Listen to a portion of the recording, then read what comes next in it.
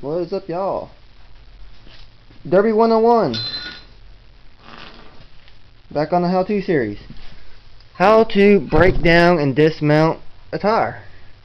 Doing it by hand. I'm going to break this tire down because unfortunately since it's brand new, it's got a belt that's broke right here.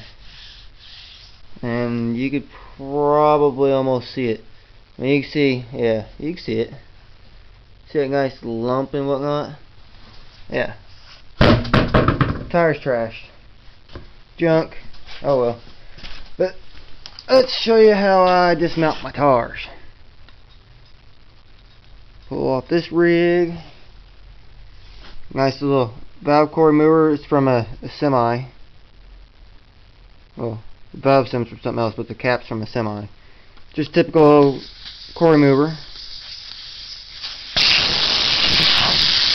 And that has a lot of air in it. So I can set it onto the side.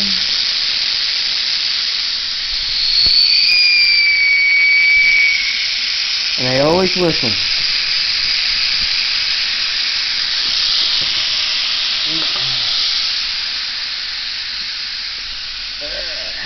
Just let out air. Now you can break this down multiple ways, but I recently picked up this tire pliers. Damn good tool. This is meant for ATV tires, but it will work on these car tires. I've already used it. Broke down a 31 1050 like it was nothing. The other way you can break them down is with this good old-fashioned rigged way, like I've got here. I've got this mount rigged up on the post, and I've got this simple contraption made.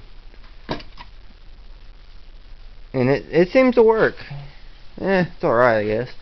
But yeah. Alright. Let me set this up, and I'll show you how these tire pliers work. Well, do a close-up real quick to show you. What you do is you rig that right down into there. And you see how this works? And you pull the handle. It's got that jaw it pulls. Oh, I can't do this one-handed. But you're supposed to have the bar. I gotta extend this bar out. But this bar, this little lip on here, will actually go into the bead here and help hold this in and kind of ram it up under the bead. But I'm just gonna do it without it and force it and watch me struggle. Set this up on the steps. Alright. I have not broke these tires down yet, so.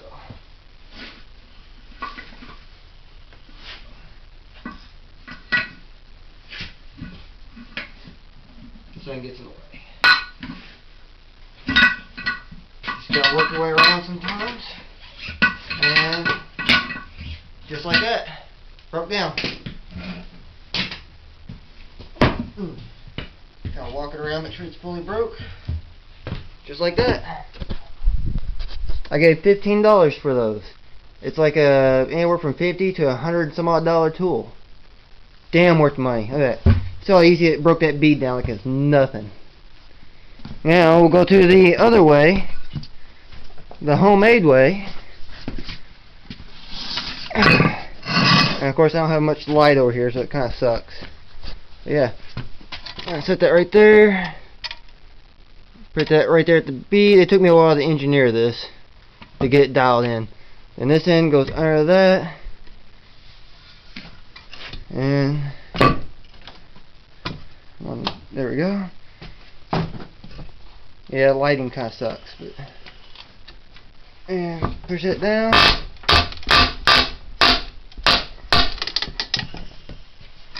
And see, I got the lip down.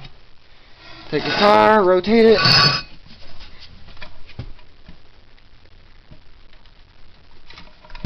Rig that back up. Right there. And got the lip down some more. You can see how much of a gap there is now. I can get my fingers up in there.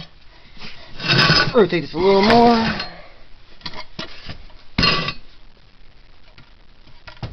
I'll say this rigged up stuff works pretty well.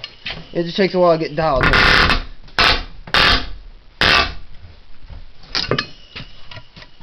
I'll say it's just about broke. Usually, sometimes it breaks it right away, sometimes it doesn't. You know, it's a whole lot easier trying to break it, bead by hand. And there it is, beads down. There you have it. Bead broke down both sides now. There's two ways of breaking the bead down. The easier way and the harder way, but it works so much easier than just taking a crowbar like I used to and getting in here and kind of twisting it and working your way around, which takes forever. But yeah, it's a lot more efficient. So let's finish breaking this down. What you'll need is, you can either use two crowbars like that, or I've got an actual tire spoon, which works really well, and a crowbar, and that's what I use. And what you need is, what helps is either some type of lube around the bead, or dish soap. I like dish soap a lot. It works really well. It's cheap. So I'll set this up, and yeah.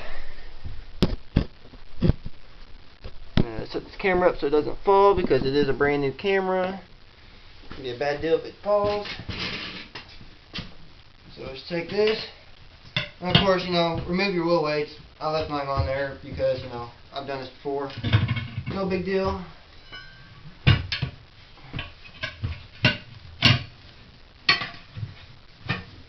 Just like that. Stand on the one bar. You know, there's a key to this. Don't take too big of a bite. If you're fighting with it, take and pull your bar back out and take a smaller bite. But yeah, you're basically just go there and just slowly prying it around.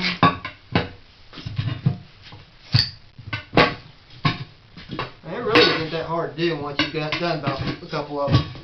Yeah, I've done this about probably hundreds of times. This is how I do my tires.